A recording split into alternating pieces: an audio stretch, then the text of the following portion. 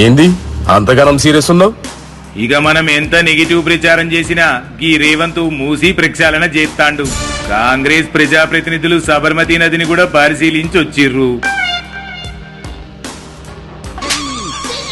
అందుకే కదా సబర్మతి నది ప్రక్షాళన చేస్తున్నప్పుడు నది ఒడ్డున ఉన్న ఒక్కొక్కరిని కూడా వేరే చోటికి తరలించలేదని ప్రచారం చేస్తున్నాం.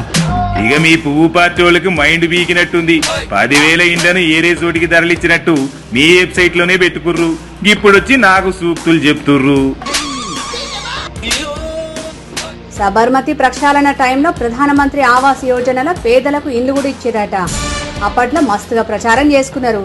అందుకే నాకు గుర్తున్నది. ఇప్పటికే జనం మన పార్టీని పాతాళానికి దొక్కిర్రు. ఇప్పుడుగా పువ్వు పార్టీ వాళ్లతో కలిసి తెలంగాణ అభివృద్ధిని అడ్డుకునేందుకు కుట్ర చేస్తున్నావు. అరే నాకు అధికారం కావాలి, మిగతాయి నేను పట్టించుకోను. ఇక రేవంత్ సర్కారు మూసీని ప్రక్షాళన చేసి అభివృద్ధి చేస్తుంటే అడ్డుకొని నీ నీచమైన బుద్ధి చూపించినవు. ఇక నీతో ఉండి ప్రజలకు నేను ద్రోహం చేయలేను. పోతున్నా.